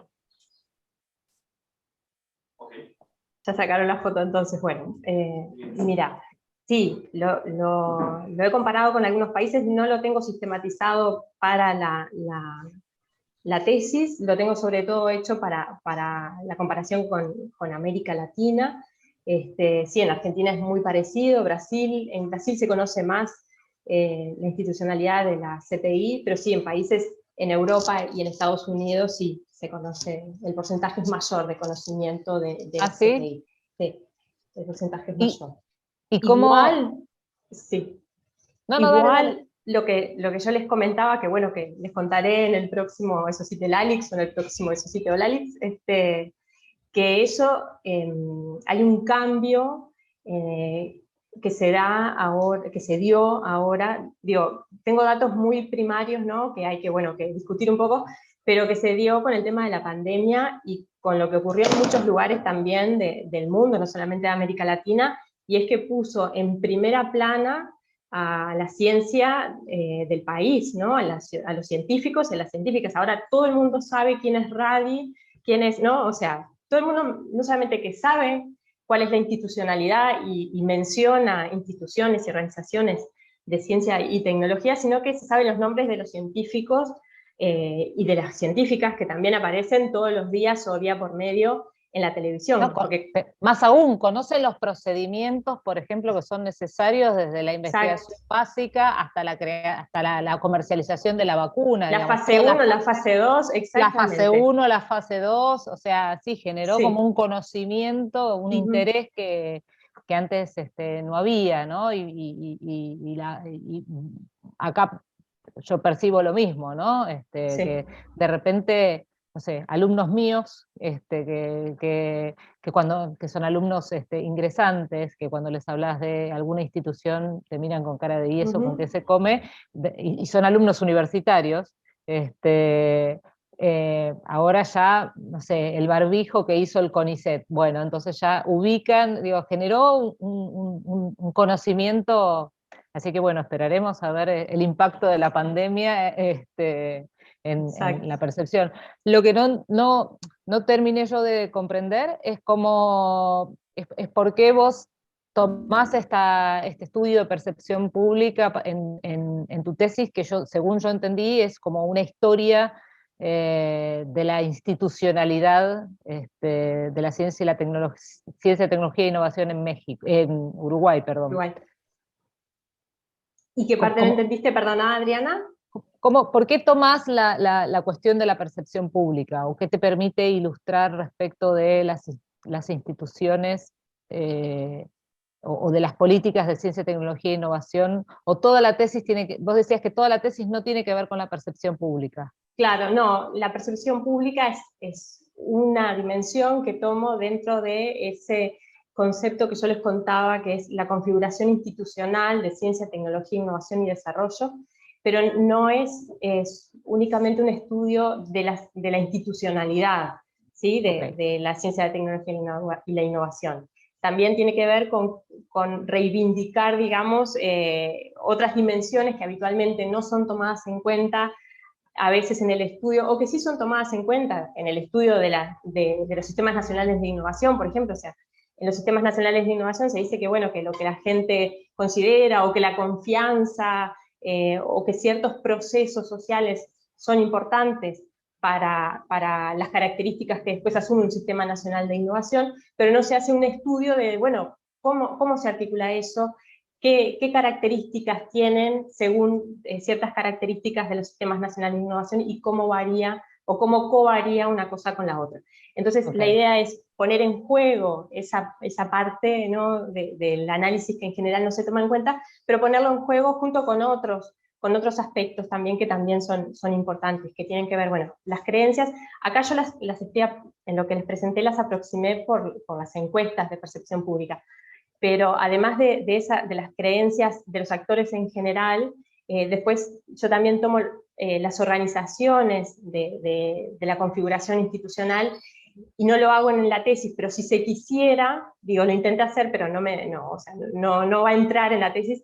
Si se quisiera es tomar la percepción también, o las creencias que tienen los distintos actores asociados a distintas organizaciones dentro de esa configuración institucional. Por ejemplo, los empresarios, por ejemplo, organizaciones sociales, por ejemplo, la Universidad de la República, que bueno, u otras instituciones de producción de ciencia, y la aproximación a esas otras creencias no la hago a través de encuestas, sino a través del análisis, o no la iba a hacer a través de encuestas, sino a través de análisis de documentos, ¿no? Y de discurso de distintos actores. Lo mismo con actores de la política, ¿no? La idea también era incorporar eso.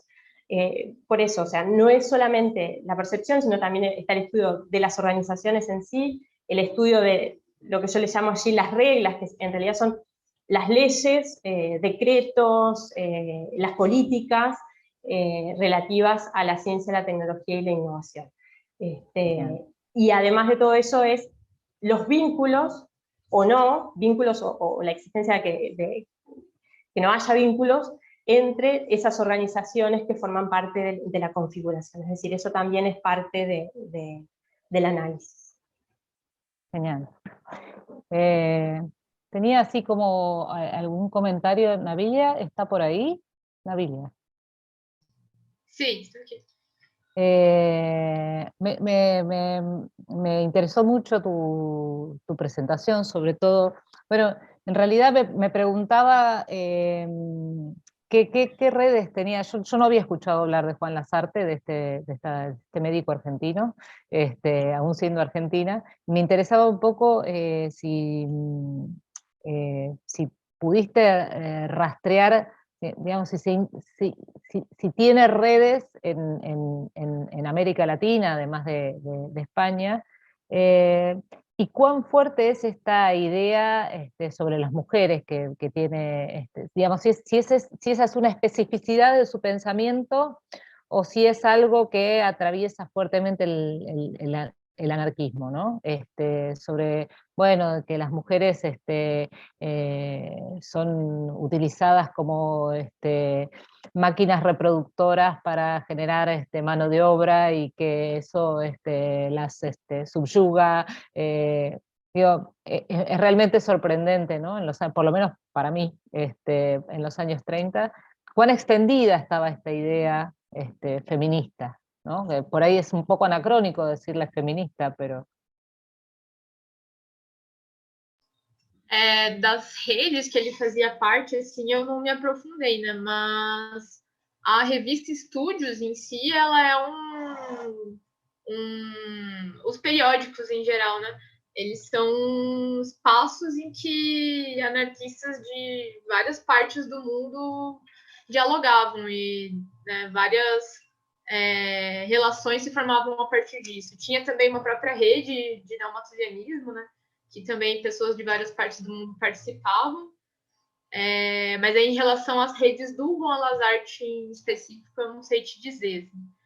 Em relação à questão das mulheres e o feminismo, é uma centralidade do movimento anarquista mesmo, assim, desde o início teve, claro, tem divergências ali dentro, mas é uma questão bem importante já desde o início do movimento, e os anarquistas individualistas em específico também seria uma corrente dentro do anarquismo, também tem isso muito forte.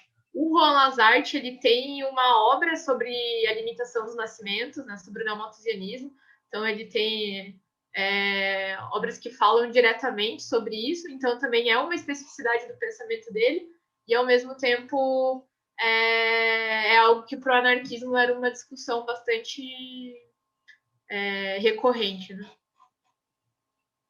Não sei se respondi tudo. Sí. Bueno, no sé si alguien quiere hacer algún comentario más, si no, siendo justo las 3 de la tarde, y para tomarnos un buen café, después de todo el café que le escuchamos contar a Jorge, antes de la próxima sesión, nos despedimos, y quien quiera está invitado a la siguiente. Muchas gracias a todos. Muchas gracias. Muchas gracias por todo, y un saludo cordial para Ronnie Viales. Le mandamos. Y ojalá y se mejore ser Gabriel. Ojalá y se mejore Gabriel. Bueno, Sí, gracias. que se recupere bien, y muchas gracias por tu participación, Adriana. Muchas gracias a las ponentes. Me sentí distinguido en este entorno femenino. Chao. Adiós, muchas gracias, Nabila, Mariana. Gracias, chao, chao. Gracias, chao, chao. Chao. A mí me gustaría probar el café mexicano ahora. Es muy bueno. Sí, cuando Sí. gusten, estamos a sus órdenes. Gracias. Hasta luego.